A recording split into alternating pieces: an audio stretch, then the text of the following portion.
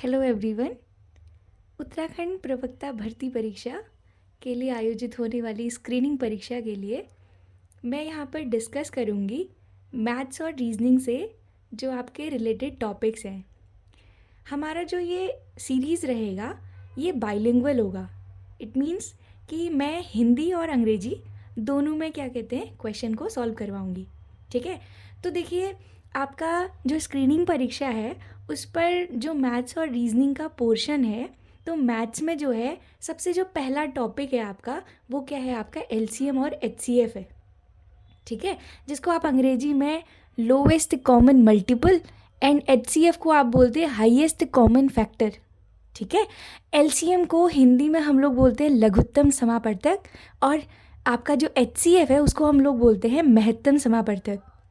ठीक है, तो अब आप देखिएगा जब हम लोग, अब बात ये आती है कि अगर हम एलसीएम और एचसीएफ की बातें कर रहे हैं तो सबसे पहले हमको क्या समझना पड़ेगा। सबसे पहले हम लोग समझेंगे कि आपका गुणनखंड और गुणज दो टर्म्स होते हैं आपके। पहला है आपका गुणनखंड और दूसरा है आपका गुणज। इसमें क्या आपका अंतर होता है। ठीक है, देखिए आप गुणनखंड जब बोलते हैं तो गुणनखंड का मतलब होता है, अंग्रेजी में अगर आप बोलना चाहें तो इसको आप बोलते हैं दिस इज़ कॉल्ड फैक्टर। अंग्रेजी में आप इसको बोलते हैं फैक्टर। और जो गुणज होता है इसको हम लोग क्या बोलते हैं, मल्टीपल बोलते हैं।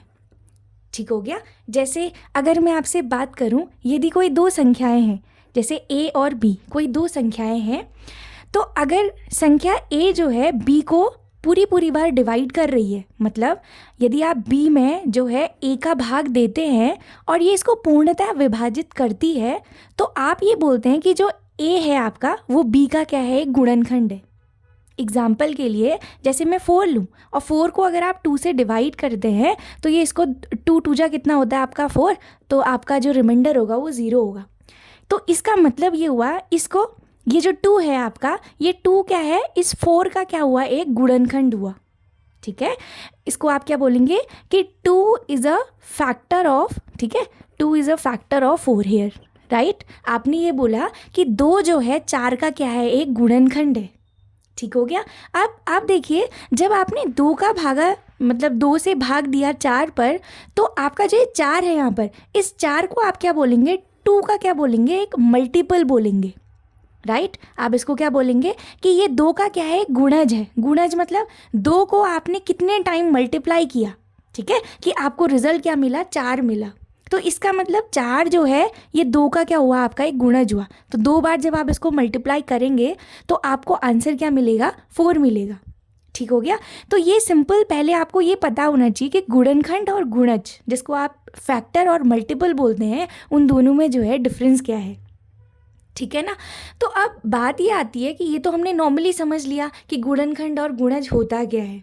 ठीक है, अब बात ये आती है, सबसे पहले हम लोग डिस्कस करते हैं एचसीएफ को। राइट, सबसे पहले हम जो बात करेंगे, हम बात करेंगे हाईएस्ट कॉमन फैक्टर की। ठीक है, तो हाईएस्ट कॉमन फैक्टर, जिसको आप हिंदी में क्या बोलते हैं, महत्तम समापवर्तक बोलते हैं। महत्तम आपका समापवर्तक। ठीक है, अब देखिए होगा क्या, सबसे पहले हम बात करते हैं, चलिए देखिए हाईएस्ट कॉमन फैक्टर से पहले मैं आपको बताती हूँ कि कॉमन फैक्टर क्या होता है।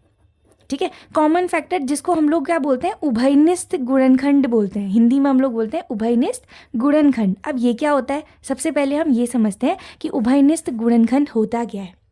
ठीक है, जैसे आप देखिए कि आपको पता है एक नंबर मैंने लिया 4 और दूसरा मैंने लिया है 8। ठीक है, अब 4 को मैं क्या लिखूंगी, 2 इंटू 2। राइट, और 8 को मैं क्या लिखूंगी, 2 इंटू 2 इंटू 2। 2 2 जा 4, 4 2 जा 8 होता है। अब अगर आप देखते हैं तो ये 4 और 8, इन दोनों में यदि आप देखते हैं तो आपका 2 और 4, ठीक है, संख्या 2 और 4 दोनों क्या हैं, इस 8 के क्या हैं, मतलब अगर देखा जाए 8 और 4 के क्या हुए, आपके कॉमन फैक्टर्स हुए। कॉमन क्यों, क्योंकि ये दोनों में आपका है। जैसे आप सोच रहे होंगे कि 4 कैसे आया, मैं इस 2 2 जा 4 को क्या लिख सकती हूँ, जनरली 2 इंटू 2 को मैं 4 लिख सकती हूँ। सो आप ये बोलेंगे कि 2 और 4 जो है, इस 4 और 8 के क्या आ गए, आपके उभयनिष्ठ गुणनखंड आ गए, जिसको आप क्या बोलते हैं, कॉमन फैक्टर बोलते हैं। राइट, तो ये था आपका कॉमन फैक्टर वाला पार्ट। अब बात ये आती है, ठीक है, कॉमन फैक्टर शायद आपको समझ में आया होगा तो देखिएगा, अब हम लोग बात करते हैं हाईएस्ट कॉमन फैक्टर की, जिसको आप हिंदी में बोलते हैं महत्तम समापवर्धक। अब जैसे मैंने बोला कि 4 और 8 आपको दो नंबर्स दिए गए थे, और आपने बोला कि 2 और 4 जो है, ये दोनों संख्याएं जो हैं इस 4 और 8 की क्या है, उभयनिष्ठ गुणनखंड है। अब अगला हमने बोला HCF, जिसको आप बोलते हैं हाईएस्ट कॉमन फैक्टर। इसका मतलब ये है कि 4 और 8 के जितने भी कॉमन फैक्टर्स हैं, उन कॉमन फैक्टर्स में जो सबसे बड़ा फैक्टर है, ठीक है, 4 और 8 में हाईएस्ट टर्म बोला है ना आपने, महत्तम बोल रहे हैं जिसको आप, इसका मतलब ये हुआ कि 4 और 8 का आपने सारे फैक्टर्स लिखे, सारे फैक्टर मतलब जो उसके कॉमन फैक्टर्स थे, और उन कॉमन फैक्टर में जो बड़ी संख्या है आपकी, वो उसकी क्या होगी, उसका HCF होगी। तो 4 और 8 में देखा हमने तो आंसर आया 2,4। अब 2 और 4 में बड़ी संख्या कौन सी है, 4 है। इसका मतलब ये हुआ कि 4 और 8 का यदि आप HCF लिखते हैं तो आपका आंसर कितना आएगा, 4। इसीलिए इसका नाम क्या है, हाईएस्ट कॉमन फैक्टर। ये भी एक फैक्टर ही है, और है आपका कैसा फैक्टर, कॉमन फैक्टर ही है, बट कैसा कॉमन फैक्टर है, हाईएस्ट कॉमन फैक्टर है। आई होप आपको ये बात समझ में आई होगी, ठीक है। अब आपके जो एग्ज़ाम्स होते हैं उनमें क्वेश्चंस मेंशन होते हैं, जैसे मैं आपको सिंपल, आपको पता होगा कि हाईएस्ट कॉमन फैक्टर जो महत्तम समापवर्तक है, उसको निकालने के कुछ तरीके होते हैं। जैसे एक हम लोगों ने पढ़ रखा है जिसको आप क्या बोलते हैं, प्राइम फैक्टराइजेशन मेथड बोलते हैं, राइट। तो प्राइम फैक्टराइजेशन जो आपकी मेथड होती है, उसको आप हिंदी में क्या बोलते हैं, अभाज्य गुणनखंड विधि। जो आपकी अभाज्य गुणनखंड विधि होती है। अब इस पे क्या होता है, देखिए अभाज्य गुणनखंड में क्या होता है, जैसे सिंपली मैंने क्या किया, पहले जैसे यहाँ पर ये एग्जांपल ले लेती हूँ मैं, आपका 4 लिखा, ये तो बहुत सिंपल सा एग्जांपल है, फिर मैं अगला क्वेश्चन आपसे डिस्कस करूँगी। तो देखिए 4 को लिखा आपने, तो 2 2 जा लिखा 4, फिर 2 से क्या, 2 1 जा क्या आ गया, 2 आ गया। अब इसका नाम प्राइम फैक्टराइजेशन, कहने का मतलब क्या है, सबसे पहली बात ये अभाज्य क्या होता है, अभाज्य संख्या आपको पता होनी चाहिए, ठीक है। देखिए प्राइम नंबर या अभाज्य संख्याएं वो संख्याएं होती हैं जो सिर्फ अपने से और 1 से डिविजिबल होती हैं। मतलब कि जैसे आपने प्राइम नंबर इंग्लिश में अगर बात करें तो prime numbers are those numbers which is divisible by itself and 1, जो खुद से और किससे डिवाइड होती हैं, आपकी 1 से, ठीक है। खुद के और 1 के अलावा वो किसी से भी डिविजिबल नहीं होती है, उन्हें आप अभाज्य संख्याएं कहते हैं। अब जैसे आपको पता होगा जो सबसे छोटी अभाज्य संख्या है, सबसे जो छोटी अभाज्य संख्या है वो आपकी कितनी है, आपका 2 है। देखिए 2 कैसे हुई, 2 का रीज़न क्या है, 2 क्यों बोला मैंने कि स्मॉलेस्ट प्राइम नंबर, ये 2 कैसे हुआ आपका। तो देखिए 2 जो है एकमात्र ऐसा नंबर है, यहाँ पर सबसे छोटा ही क्यों बोला मैंने। आप देखिए 2 पे किसी का डिवाइड नहीं जाता है, मतलब किसी का मतलब 1 का तो जाता है, मैंने डेफिनेशन में 1 भी बोला था, और इटसेल्फ 2 1 जा 2 भी होता है, मतलब इसमें सिर्फ भाग जाता है 1 और 2 का। तो इसीलिए ये क्या है, सबसे छोटी अभाज्य संख्या है, ठीक है। ऐसी अभाज्य संख्याएं क्या क्या होती है, 2 होती है, 3 होती है, 5 होती है, 7 होती है, आपका 11 अप टू सो ऑन। अब देखिए 2 से भाग जाता है और 1 से जाता है, 3 पर देखते हैं तो 3 से जाता है और 1 से जाता है, 5 को देखते हैं तो 5 से खुद 5 पर जाता है और एक 1 का जाता है। तो इसीलिए आपने इसको क्या बोला, अभाज्य संख्या बोला।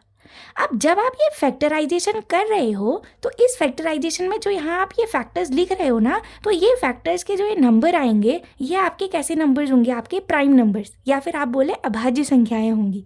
आप देख भी सकते हैं यहाँ पर कौन आ रहा है, आपका 2 आ रहा है, और 2 हमने बोला that is the smallest prime number. और बात करूँ तो ये स्मॉलेस्ट प्राइम नंबर के साथ साथ स्मॉलेस्ट इवन प्राइम नंबर भी है। स्मॉलेस्ट इवन प्राइम नंबर, सबसे छोटी सम अभाज्य संख्या, सबसे छोटी सम अभाज्य संख्या। और बाकी जितनी भी सम संख्याएं होती हैं, जैसे 2 के बाद 4 आता है, तो 4 तो इटसेल्फ 4 से भी डिविजिबल है और आपका 2 से भी डिविजिबल है, तो उसको वो क्या हुई आपकी, केवल वो आपका कॉम्पोजिट नंबर है, ठीक है।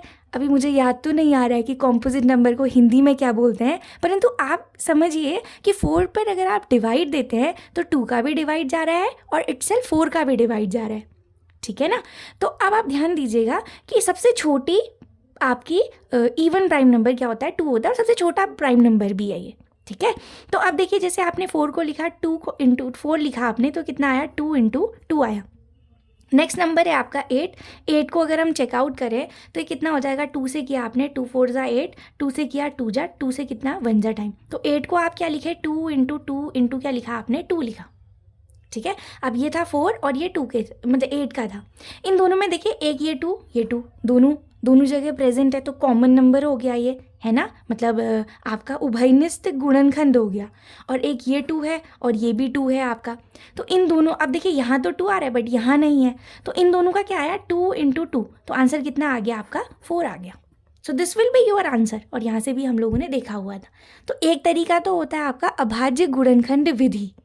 ठीक है, अब जो दूसरी विधि है उसमें आप क्या करते हैं, आप लोगों ने 10th क्लास की मैथमेटिक्स में पढ़ा होगा, जिसको हम लोग जनरली पहले से यूक्लिड लेमा करके हम बोलते थे उसे।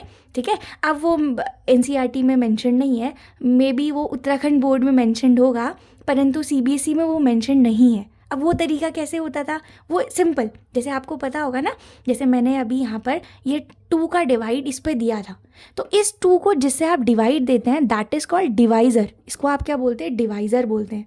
ठीक है, और जो आपका ये 4 है यहाँ पर, इसको आप क्या बोलते हैं, डिविडेंड बोलते हैं, जिससे डिवाइड देते हैं।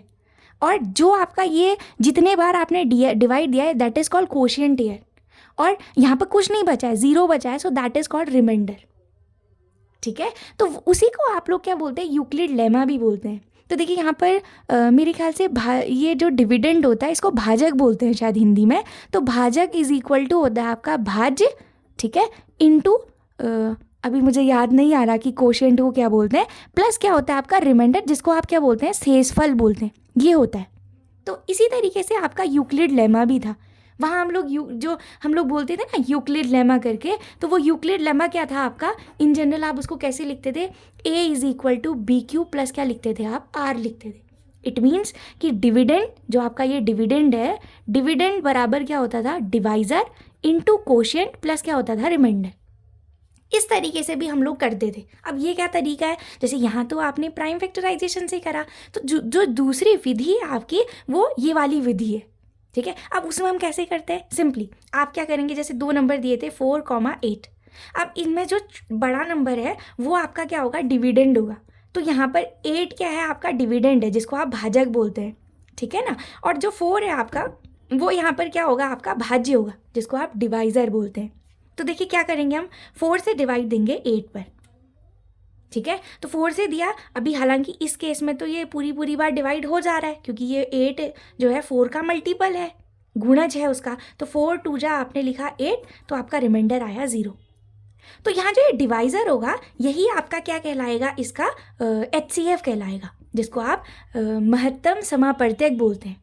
मैं एक एग्जाम्पल से आपको समझाना चाहूँगी। ठीक है, देखिए मैं एग्जाम्पल आपको डिस्कस करूँगी। एक नंबर है, वो है आपका 56 और 32, 56 और 32। आपको ये संख्या का क्या निकालना है, HCF फाइंड आउट करना है। ठीक है, मतलब महत्तम समापर्तक आपको निकालना है। अब हम कैसे निकालेंगे, सिंपल, पहले मैं आपको बताती हूँ प्राइम फैक्टराइजेशन मेथड, जिसको आप बोलते हैं अभाज्य गुणनखंड विधि। अभाज्य गुणनखंड विधि, देखिए उससे करेंगे तो कैसे होगा। ठीक है, मतलब प्राइम फैक्टराइजेशन मेथड है आपका।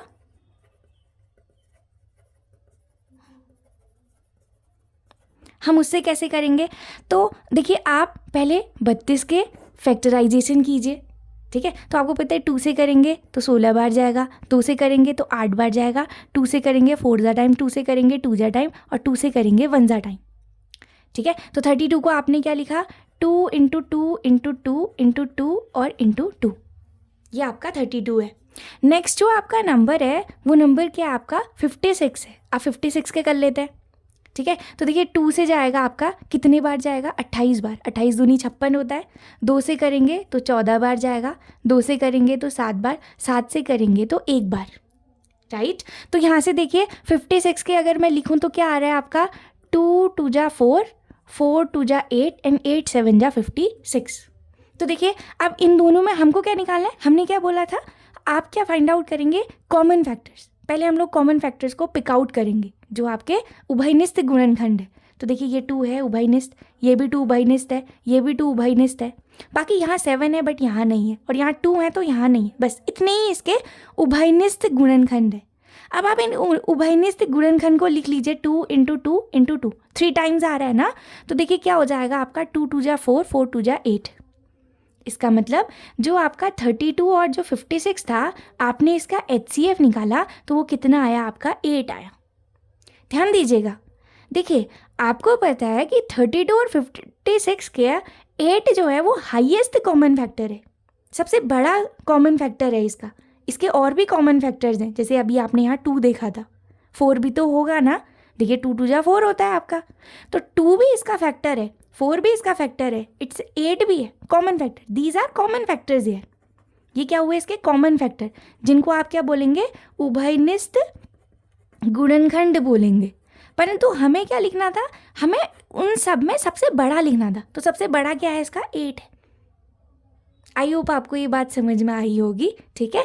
ये थी आपकी प्राइम फैक्टराइजेशन मेथड। अब मैं दूसरा आपको जो है, जो यूक्लिड लेमा जो मैंने बोला था उससे बताऊंगी। उससे क्या करेंगे, आपने लिखा 56 और 32 का लिखना है, तो आप क्या करेंगे, यहाँ से ए और बी, जैसे आपने बोला ना A is equal to B Q plus R. देखिए ये कोई इतनी बड़ी बात नहीं है, ये कोई फॉर्मूला नहीं है, ये सिंपल वही है कि किसी संख्या में आप भाग देते हैं, ये अगर आपका भाजक है, ये आपका भाज्य है, ठीक है, और यहाँ आपका कोशिएंट है, और लास्ट में आपका क्या आएगा, शेषफल आएगा।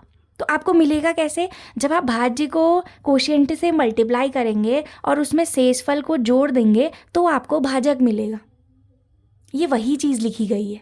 मीन्स आपका डिविडेंड इज इक्वल टू, आपने क्या लिखा है, डिवाइजर इंटू कोशिएंट प्लस क्या लिखा है आपने, रिमाइंडर लिखा है, यही तो लिखा आपने। अब इसे कैसे निकालेंगे, तो देखिए यहाँ पर से ए आपका डिविडेंड है, तो बड़ी संख्या आपकी डिविडेंड हो जाएगी, मतलब भाजक, और छोटी संख्या को मैं बी बोल देती हूँ। तो हम क्या करेंगे, भाग से करेंगे, 32 में डिवाइड दे दो आप 56 पे, मतलब 32 से। तो आपको पता है 32 एकम 32 होता है, तो कितना बचेगा आपका, 6 में से 2 सब्ट्रैक्ट करेंगे आप तो 4 हो जाएगा, और 5 में से 3 हटाएंगे तो कितना हो जाएगा, 2।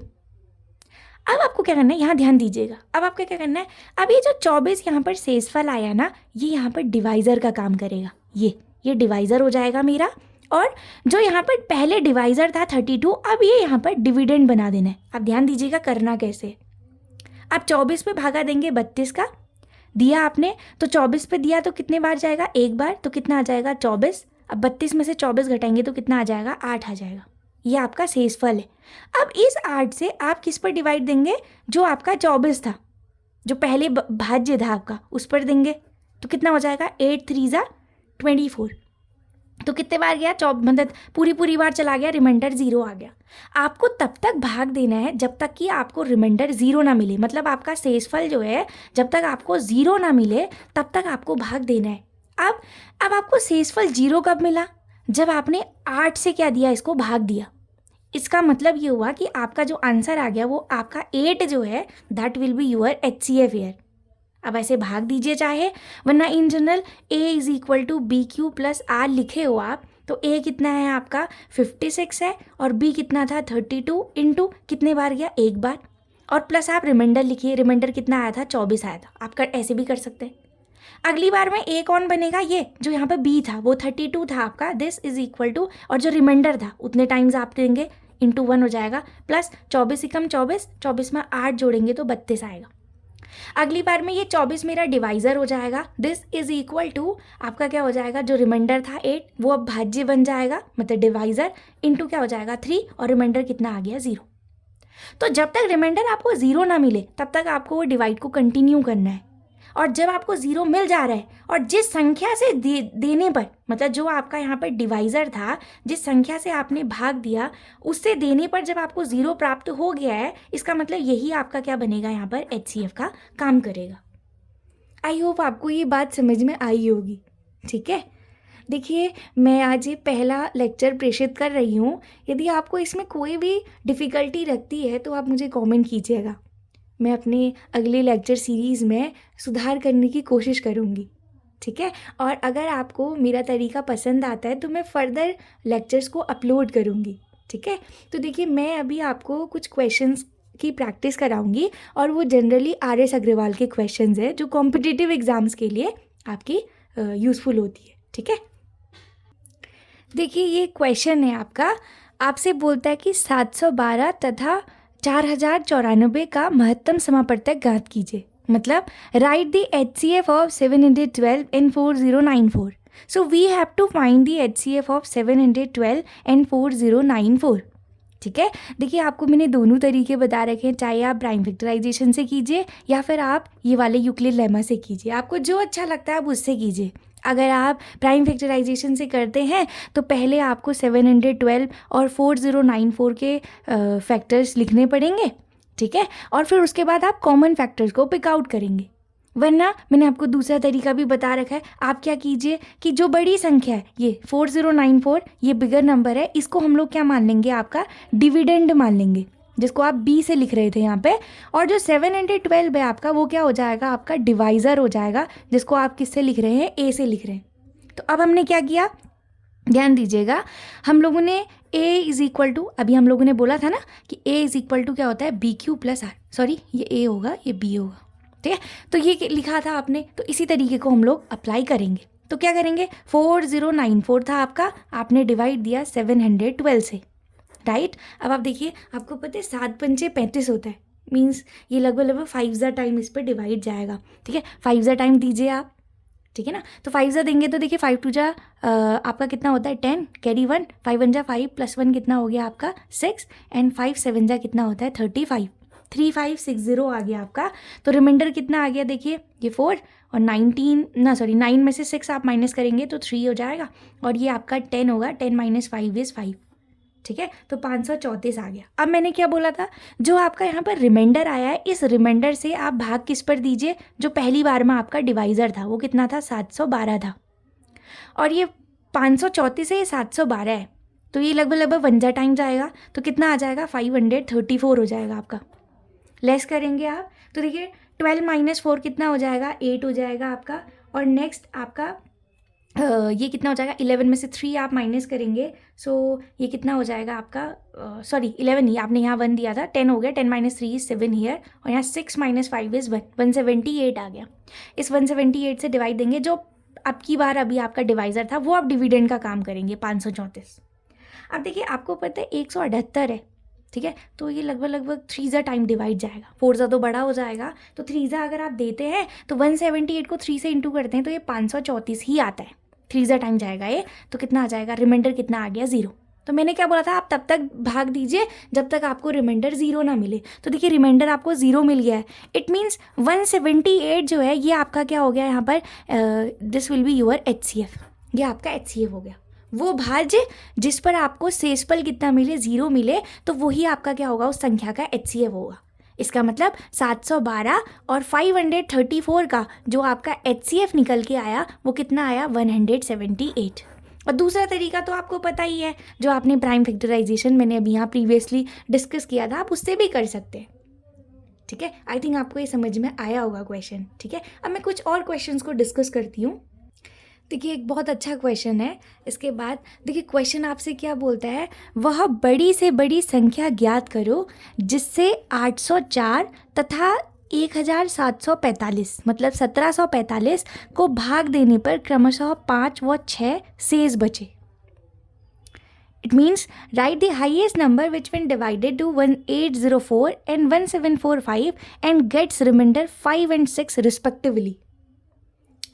इसका मतलब ये है कि आपको वह संख्या बतानी है जिस संख्या से अगर आप 804 और 1745 को भाग देते, मतलब डिवाइड करते हैं, तो 804 पर जब आप भाग दे रहे हैं तो आपको 5 मिल रहा है, और जब 1745 पे भाग दे रहे हैं तो आपको रिमाइंडर कितना मिल रहा है, 6 मिल रहा है।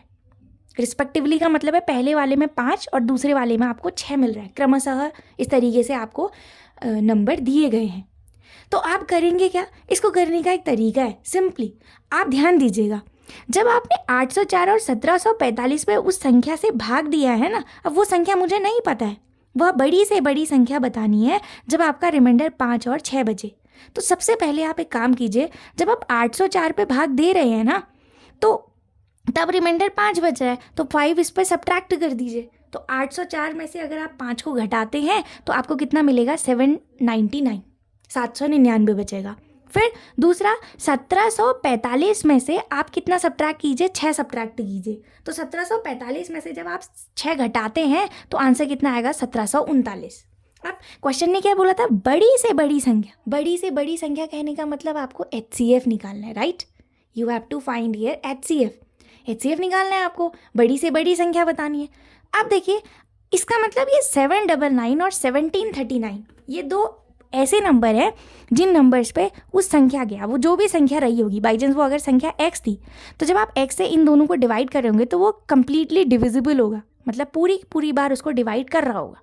जब आप उसमें 5 और 6 जोड़ेंगे इन दोनों में तो 804 और 1745 मिलेगा आपको। अब कुछ नहीं, आपको बड़ी से बड़ी संख्या फाइंड आउट करनी थी, तो हम लोग क्या करेंगे, इसका 799 और 1739 का क्या निकाल देंगे, HCF निकाल देंगे। आप HCF निकाल दीजिए, अभी मैंने आपको बताया था क्या हो जाएगा, 799 और भाग देंगे किस पे, 1739 का। ठीक हो गया, आपको बात समझ में आई होगी मेरे ख्याल से। ठीक, अब हम देंगे इस पर डिवाइड देंगे, तो देखिए आपको पता है 799 का मैं 2 टाइम देती हूँ, राइट। 2 दूनी दूंगी तो देखिए 9 दूनी कितना होता है, 18, हंसिल 1, 9 दूनी 18 और 1 कितना हो गया, 19, फिर से आपका 1 बचा, एंड 7 2 14 प्लस 1 कितना होता है आपका, 15 होता है। माइनस किया, 9 में से 8 घटाया 1 आ गया आपका, ठीक है। 13 में से 9 घटाया 4 और यहाँ बचा 6 में से 5 गया 1, 141 आ गया। अब मैंने क्या बोला, 141 पे किसका भाग देंगे, ये 799 पे देंगे आप। ठीक हो गया। अब देखते हैं ये कितने टाइम्स जाता है आपका, तो 141 पे देखिए कितने बार आपका भाग जाता है, तो देखिए कितने बार जाता है, चेक कर लीजिए आप। आई थिंक 7 टाइम्स तो ये बड़ा हो जाएगा शायद से। अब इस पर अगर हम लोग देते हैं डिवाइड तो देखिए 7 और 6 टाइम तो बड़ा हो रहा है शायद से, क्योंकि 144 को अगर आप 7 से इंटू करते हैं तो कितना होगा, 7 कम 7 और आपका 14 7 कितना होता है, 98, तो बड़ा आ रहा है। 144 को 6 से देते हैं, 6 से कितने बार जाएगा, 6 कम 6 और 14 6 कितना होता है आपका, 84 होता है, ठीक है। 846 से भी बड़ा आ रहा है, आई थिंक 5 बार जाएगा। देखिए 144 को 5 से इंटू कर लीजिए, 5 कम 5, 14 पंचे 70, हाँ 5 बार जा रहा है, तो 5 बार जाएगा तो कितना आ रहा है आपका, 705 आ रहा है, राइट। 705 आ रहा है। देखिए 9 में से 5 घटाएंगे तो कितना आ जाएगा आपका, 4, और ये कितना बचा, यहाँ 9 बचा, और 7 में से 7 घटाएंगे तो 0 हो गया। अब 94 का भाग किस पे देंगे आप, 141 पे देंगे, राइट। अब आपको पता है 94 का अगर आप डबल करते हैं तो ये कितना आएगा आपका, ये तो 141 से बड़ा आएगा, तो 1 टाइम ही देंगे, तो 94 एकम 94 होगा आपका। सब्ट्रैक्ट करेंगे, देखिए 11 में से 4 घटाया तो कितना आ गया, 5, यहाँ बचा 3, 13 में से 9 घटाया 4, 45 आ गया, ठीक है। अब 45 से भाग देते हैं किस पे, 94 पे भाग देंगे, तो 45 दूनी 90 होता है, 45 दूनी कितना होता है आपका, 90 होता है, तो रिमाइंडर कितना आएगा आपका, 4। अच्छा यहाँ पर थोड़ा सा मिस्टेक हुआ है, 11 - 4 = 7, राइट। 47 आएगा यहाँ पर, सॉरी। 47 से देंगे तो 47 दूनी कितना होता है, 94 होता है, ठीक है। तो रिमाइंडर कितना आ गया आपका, 0, रिमाइंडर है 0 हेयर।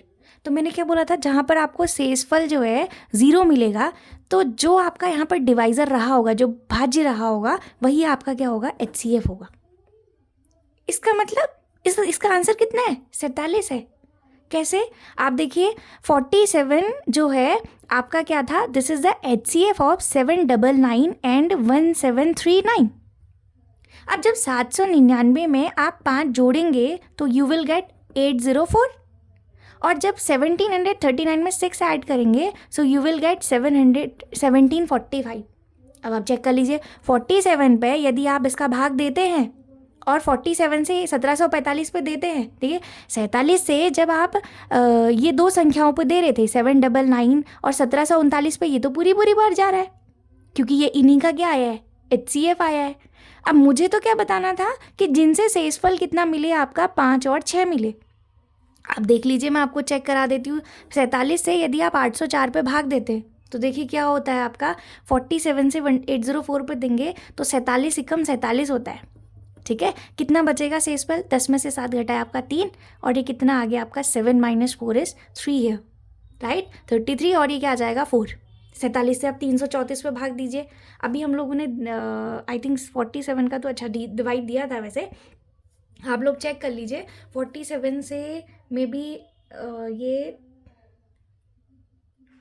हाँ, लगभग 7 बार ये डिवाइड जाएगा शायद से। 7 जा टाइम देते हैं आप, देखिए 7 7 जा कितना होता है 49 होता है। 4 7 चक्को 28, 28 और 4 कितना होता है 32। तो कितना आया शेषफल 334। देखो 14 में से 9 घटाया 5, देखिए आ रहा है ना शेषफल 5। ऐसी आप 47 से डिवाइड दीजिए, जो पहले आपकी संख्या थी 1745 पे दीजिए। तो इस पर देखिएगा आप डिवाइड करेंगे तो 6 रिमाइंडर आ रहा होगा, आप दे दीजिए भले ही भाग। ठीक है, 47 से देंगे आप तो 47 दूनी 94 होता है आपका। ठीक है, 47 दूनी 94, 47 तियाँ जो होता है 141 होता है, 141 होता है। ठीक है, 4 में से 1 घटाया 3 आ गया, और 7 में से 4 घटाया 3, और ये कितना आ गया 335। ठीक, अब उसके बाद देखिए आपका 47 पंचे तो 235 होता है। आई थिंक ये आपका आएगा 7 जा टाइम 47 सत्ते जो है 47 सत्ते 329 होता है। ठीक है, सब्ट्रैक्ट करेंगे आप तो देखिए 15 में से 9 घटाएंगे 6 आएगा। तो देखिए यहाँ आ रहा है ना रिमाइंडर 6। यही तो आपके क्वेश्चन की रिक्वायरमेंट थी। Write the highest number which when divided to 804 and 1745 you will get the remainder respectively 5 and 6। तो पहली बार 804 में भाग दिया तो 5 रिमाइंडर आ रहा था, और 1745 पे दिया तो कितना भाग आ रहा था आपका 6 आ रहा था। मेरे ख्याल से आपको ये समझ में आया होगा। अगर आपको समझ ना आया हो तो प्लीज़ आप लोग कमेंट में बताइएगा। देखिए एक और क्वेश्चन को हम लोग डिस्कस करेंगे। तो क्वेश्चन ने आपको क्या दे रखा है, एक 15 मीटर 17 सेंटीमीटर लंबे तथा 9 मीटर 2 सेंटीमीटर चौड़े कमरे के फर्श पर बराबर वर्गाकार टाइलें कम से कम कितनी लगेंगी। ठीक है, मैं इंग्लिश में भी बता देती हूँ। How many minimum number of tiles be used to cover a floor having length and breadth 15 metre 17 centimetre and 9 metre 2 centimetre. क्या बोलता है क्वेश्चन, मैं आपको ऐसे समझाती हूँ। देखिए समझिए, ये कोई फ्लोर है बाई चांस। ठीक है, इस फ्लोर में मुझे क्या करनी है, आपका स्क्वायर शेप्ड की मतलब वर्गाकार क्या लगानी है, टाइल्स लगानी है। ये स्क्वायर शेप्ड की टाइल्स आपको लगानी है, और क्वेश्चन आपसे कह रहा है कि कम से कम कितनी टाइलें आपको लगानी है। देखिए आप सोच रहे होंगे कि यहाँ पर तो कम से कम टाइल्स का नंबर पूछा है, तो कहीं हमें एलसीएम तो नहीं निकालना होगा। देखिए अभी मैंने एलसीएम डिस्कस नहीं किया है, मैं आगे फर्दर लेक्चर में डिस्कस करूँगी। परंतु आप थोड़ा सा समझिएगा, यदि आपको स्क्वायर शेप्ड की मतलब जो स्क्वायर मतलब वर्गाकार आकार की टाइलें अगर लगानी है, देखो कम से कम अगर टाइलें लगेंगी तो इसका मतलब टाइल का जो एरिया होना चाहिए वो बड़ा होना चाहिए। समझ पा रहे हैं आप, मतलब टाइल का आकार जितना बड़ा होगा, जितना बड़ा आप टाइल का आकार करेंगे उतनी कम टाइलें लगेंगी। जैसे हमारा घर का फ्लोर है, उस पर यदि मुझे फ्लोर में 4 टाइलें लगानी है, जितना भी वो एरिया है उसको कवर करने के लिए मुझे 4 टाइलें लगानी है। अब पूरे फ्लोर को कवर करने के लिए यदि मैं 4 टाइलों का ही यूज़ कर रही हूँ, तो इसका मतलब तो ये हुआ कि मुझे टाइलों का आकार बड़ा लेना पड़ेगा, तभी तो मैं कम संख्या में टाइल्स यूज़ करूँगी, है कि नहीं है। तो मतलब टाइल का जो एरिया होना चाहिए वो क्या होना चाहिए, आपका बड़ा होना चाहिए। एरिया बड़ा होने के लिए मतलब उसकी साइड जो है वो भी क्या होनी चाहिए, बड़ी होनी चाहिए। अब क्योंकि ये वर्गाकार टाइल है तो आपको पता है इसकी लंबाई और चौड़ाई दोनों क्या होंगी, बराबर होंगी। स्क्वायर में आपका लेंथ और ब्रेथ दोनों क्या होंगी, बराबर होंगी। ठीक है ना। अब बराबर होने के लिए हम करेंगे क्या, जो आपको 2 संख्याएं दी गई हैं, देखिए आपका जो ये फ्लोर है, इस फ्लोर की जो लेंथ है वो कितना है, 15 मीटर 17 सेंटीमीटर है। ठीक है ना। अब आपको पता है 15 मीटर मतलब 1500 सेंटीमीटर, और प्लस क्या हो जाएगा 17 सेंटीमीटर, ये कितना हो गया 1517 सेंटीमीटर क्या हो गई, इसकी लेंथ हो गई, राइट। और दूसरा आपका जो इसकी विड्थ है वो कितनी है, 9 मीटर 2 सेंटीमीटर है। 9 मीटर मतलब तो 900 सेंटीमीटर हो गई, और 2 सेंटीमीटर इसमें आप ऐड ऑन कर देंगे, सो दिस इज़ 902 सेंटीमीटर। ठीक हो गया, 902 सेंटीमीटर आपकी चौड़ाई हो गई, और ये क्या हो गई, आपकी ब्रेथ हो गई, या विड्थ जो भी आप बोलना चाहें। तो ये लेंथ है, ये आपकी ब्रेथ है। ठीक है। अब ये अगर लेंथ ब्रेथ है मतलब इस रूम की ये लंबाई होगी 1517, और इसकी चौड़ाई कितनी है 902 सेंटीमीटर आई है, ध्यान दीजिएगा। अब इतना आपका ये इसकी लेंथ और ब्रेथ आ गई है। अब इससे हम लोग करेंगे क्या कि आपको जो ये लंबाई और चौड़ाई दी गई है, तो अगर आपको जो है यदि जो ये वर्गाकार टाइल आपको लगानी है, इसकी अगर साइड मतलब अगर आपको भुजा निकालनी है, तो उसके लिए मैंने क्या बोला, अगर आप कम से कम टाइल्स का यूज़ करना चाहते हैं तो बड़ी से बड़ी क्या होना चाहिए, टाइल का आकार होना चाहिए। बड़ी से बड़ी मतलब आप जितनी बड़ी लगा सकते हैं। तो जितनी बड़ी लगाने के लिए हम लोग क्या फाइंड आउट करेंगे, उसका HCF ही तो निकालेंगे। जो दो नंबर्स आपको दिए गए हैं उन दोनों नंबर्स का हम लोग क्या निकालेंगे, यहाँ पर HCF फाइंड आउट करेंगे। तो फर्स्टली आपको 1517 और जो अगली संख्या 902 है, आप इसका क्या निकालिए, यहाँ पर HCF निकालिए। ठीक हो गया, हम इसका HCF निकाल देंगे। अभी हम लोगों ने सीख रखा है कि आप HCF जो है कैसे फाइंड आउट करते हैं, राइट। तो मैं निकालो जरा HCF 902 और दिस इज 1517। ठीक है, 9 दूनी तो 18 होता है, तो एक ही बार जाएगा। 902 को आप एक बार डिवाइड करेंगे तो 902 ही आएगा। शेषफल कितना आएगा, 7 में से 2 घटाया 5 और ये 1 हो गया, और 15 में से 9 गया 6 आ गया, 615। अब इस पर हम किससे भाग देंगे, 902 पर देंगे अगेन, ऐसी तो हमने सीखा था। तो ये कितने टाइम जाएगा, 1 जा टाइम, तो कितना आ जाएगा 615। ठीक है ना, तो कितना आ जाएगा, देखिए 12 में से 5 घटाया आपने, कितना आ गया 7। ठीक है, तो अब यहाँ पर कितना बचा आपका, 9 बचा, क्योंकि 1 आपने इसको दे दिया था, तो 9 बचा आपका। 9 - 1 इज 8 हेयर।